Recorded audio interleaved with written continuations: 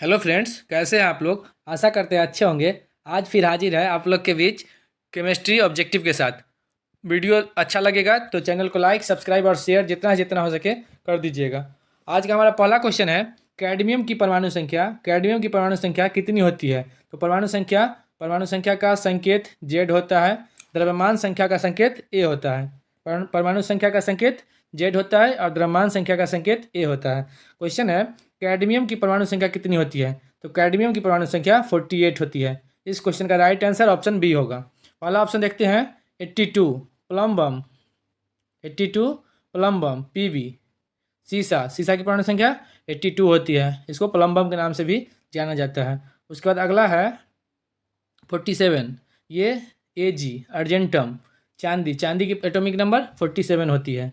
आगे है 25 Mn manganese की परमाणु संख्या 25 होती है। Mn की परमाणु संख्या 25 होती है और क्रोमियम की एटॉमिक नंबर 24 होती है। अगला क्वेश्चन देखते हैं, जहाज के पंखा बनाने में किस मिश्र धातु का उपयोग किया जाता है। तो जहाज के पंखा बनाने में डेल्टा मेटल का प्रयोग किया जाता है। ऑप्शन ए सही होगा।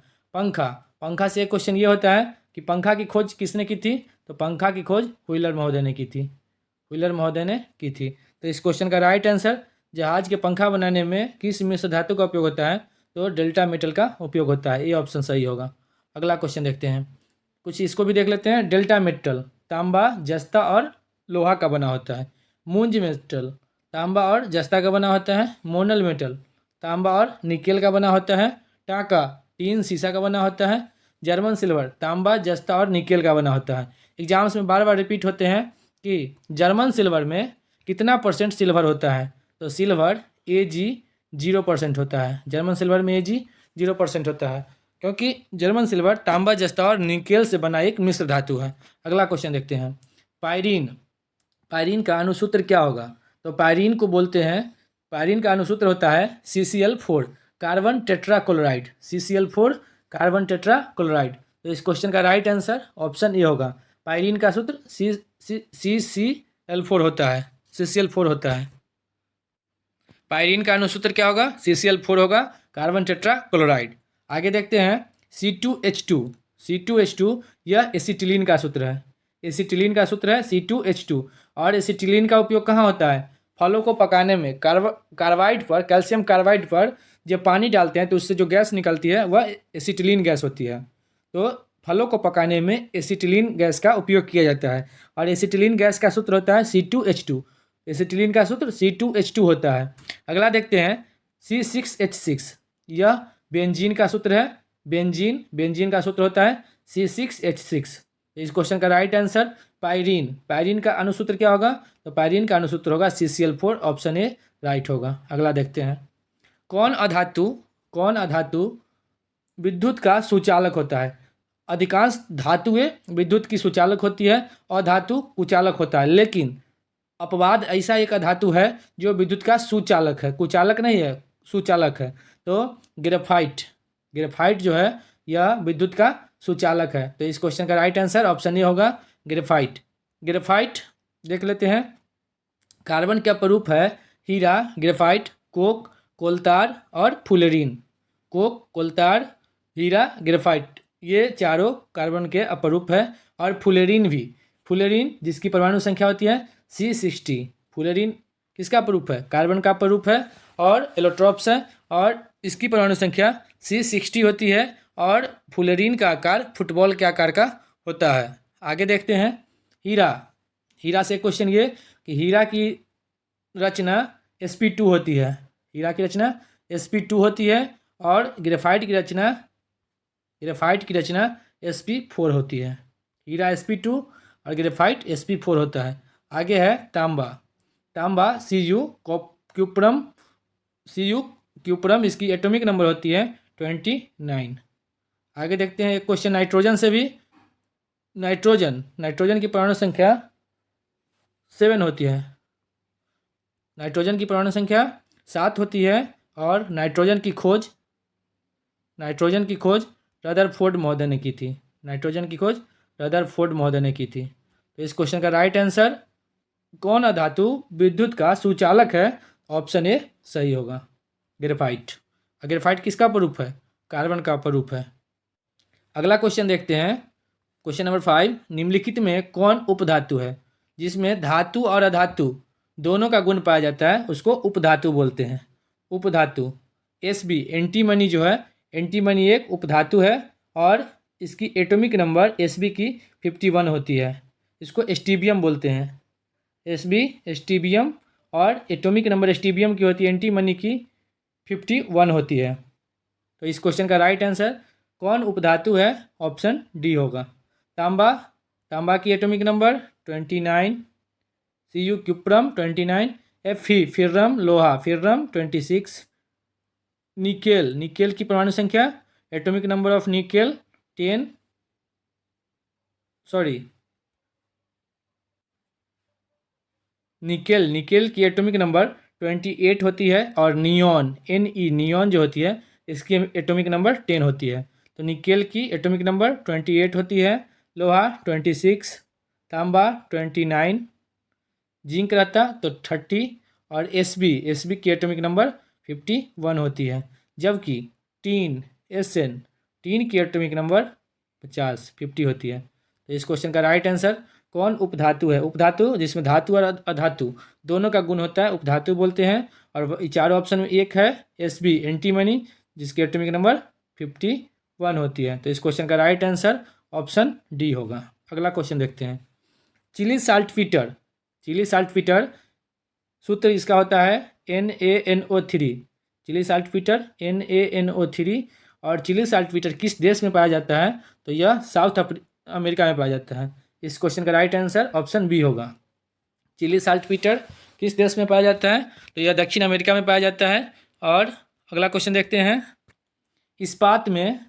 इस्पात में कितना प्रतिशत कार्बन होता है? तो इस्पात में 1.5 to 2%, 1.5 से 2% कार्बन होता है। तो इस क्वेश्चन का राइट आंसर ऑप्शन ए होगा, इस्पात में 2% कार्बन होता है। अगला क्वेश्चन देखते हैं, आयनिक यौगिक के गलनांक और क्वथनांक क्या होते हैं? तो आयनिक यौगिक के गलनांक और क्वथनांक दोनों उच्च होते हैं। ऑप्शन ए सही होगा। दाब बढ़ेगा, क्वथनांक बढ़ेगा, दाब बढ़ेगा, क्वथनांक बढ़ेगा, गलनांक घटेगा। दाब बढ़ने से क्वथनांक बढ़ेगा और गलनांक घटेगा। तो आयनिक यौगिक के गलनांक और क्वथनांक उच्च होते हैं। ऑप्शन ए सही होगा। अगला क्वेश्चन देखते हैं, आभूषण बनाने में सोना कितने कैरेट का होता है? जो आभूषण बनाने वाला जो सोना होता है उसका सोना कितना कैरेट का होता है? तो सोना एटॉमिक नंबर 79, AU ऑरम, सोना ऑरम और ऑरम की एटॉमिक नंबर 79 होती है। और आभूषण बनाने वाला जो सोना होता है वो 24 कैरेट का नहीं होता, वो 22 कैरेट का होता है। इसमें शुद्ध सोना 24 कैरेट का होता है, शुद्ध सोना 24 कैरेट का होता है, लेकिन 24 कैरेट सोना का आभूषण नहीं बनाया जाता है। उसमें 22 कैरेट सोना शुद्ध सोना होता है और 2 कैरेट उसमें तांबा मिलाया जाता है, जिसके कारण सोना लचीला होता है, जिससे कि किसी भी प्रकार का उसमें आकार दिया जा सके। तो आभूषण बनाने वाला जो सोना होता है वो 24 कैरेट का नहीं होता है, वो 24 कैरेट का नहीं होकर 22 कैरेट का होता है।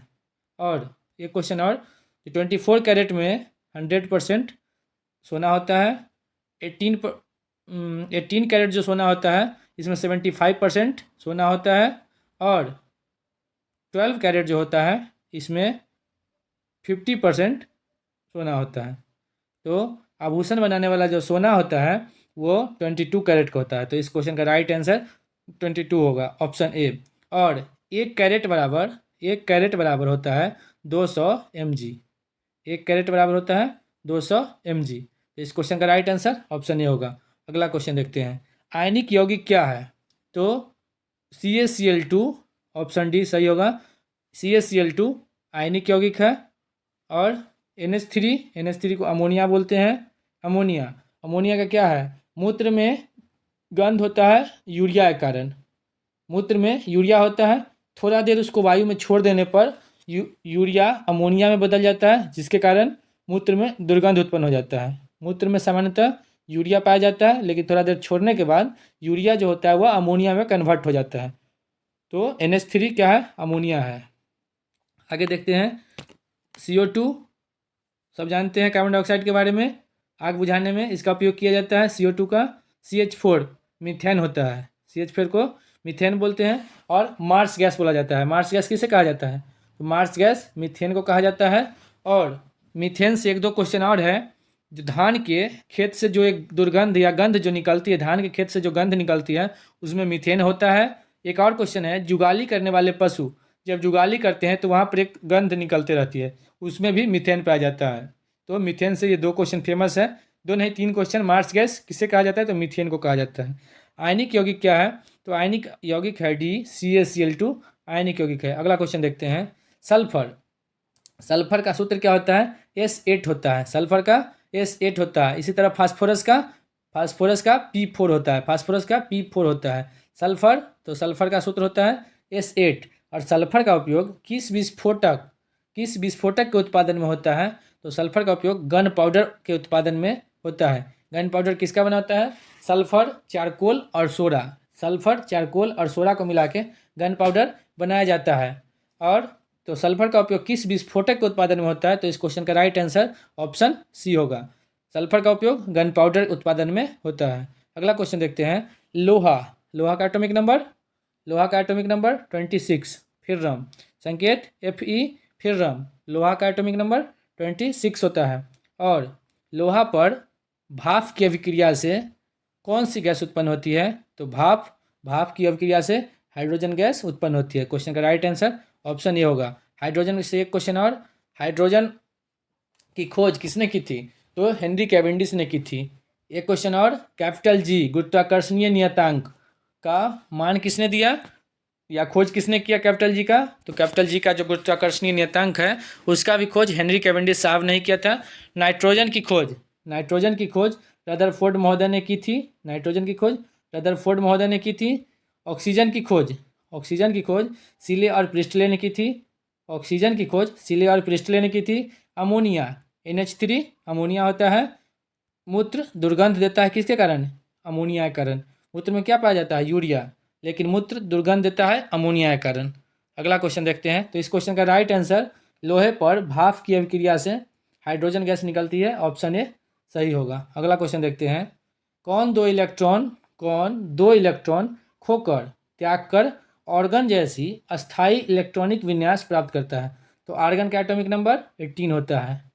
आर्गन के एटॉमिक नंबर 18 होता है। निष्क्रिय गैस 6 है, कौन 6 इनर्ट गैस है, कौन helium, neon, argon, krypton, xenon और रेडॉन, ये 6 अक्रिय गैस है। और जिसमें ऑर्गन का एटॉमिक नंबर 18 होता है। गैसीय तत्वों में सबसे भारी है जो कि एक निष्क्रिय गैस है, रेडॉन, एटॉमिक नंबर 86 होता है। और ऑर्गन के एटॉमिक नंबर 18 होता है। तो क्वेश्चन है, कौन दो इलेक्ट्रॉन खोकर त्याग कर ऑर्गन जैसी अस्थायी इलेक्ट्रॉनिक विन्यास प्राप्त करता है, तो कैल्शियम के एटॉमिक नंबर 20 होता है।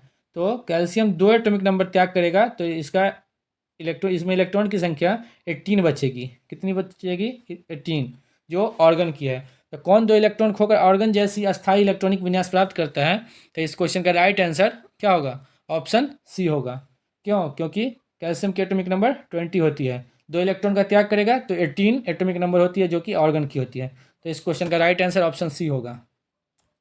ब्रोमीन की एटॉमिक नंबर कितनी होती है, तो ब्रोमीन की एटॉमिक नंबर 35 होती है।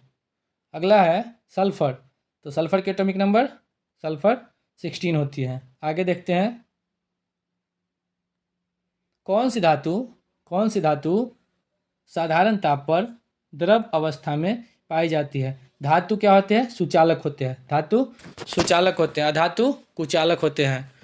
तो कौन सी धातु साधारण ताप पर द्रव अवस्था में पाई जाती है, तो इस क्वेश्चन का राइट आंसर होगा ऑप्शन बी, पारा।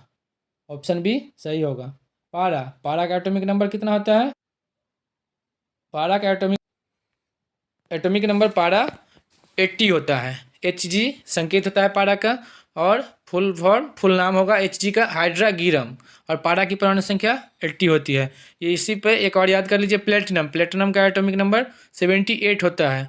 लिथियम का एटॉमिक नंबर, लिथियम का 3 होता है। चांदी 47 होता है। और सीसा सीसा का 82 होता है और पारा का एटॉमिक नंबर 80 होता है। तो कौन सी धातु साधारण ताप पर द्रव अवस्था में पाई जाती है? तो एकमात्र धातु है जो द्रव अवस्था में पाई जाती है वह है पारा। इस क्वेश्चन का राइट आंसर ऑप्शन बी होगा। अगला क्वेश्चन देखते हैं। निम्न यौगिकों में कौन जल में विलेय है? जल में विलेय है। तो इस क्वेश्चन का राइट आंसर, निम्न यौगिकों में कौन जल में विलेय है? तो इस क्वेश्चन का राइट आंसर ऑप्शन बी होगा। ग्लूकोज जल में विलेय है और ग्लूकोज का सामान्य सूत्र होता है, C6H12O6। एग्जाम्स में बार बार पूछे जाते हैं। ग्लूकोज का सूत्र होता है, देख लेते हैं, C6H12O6। C6H12O6।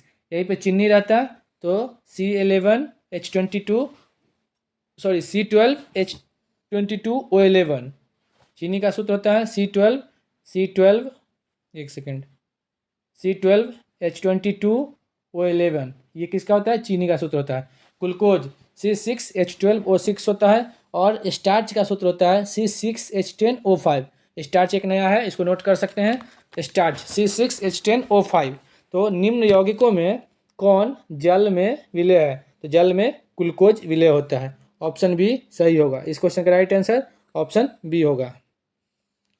और देख लेते हैं, मीथेन के बारे में देख ही चुके हैं।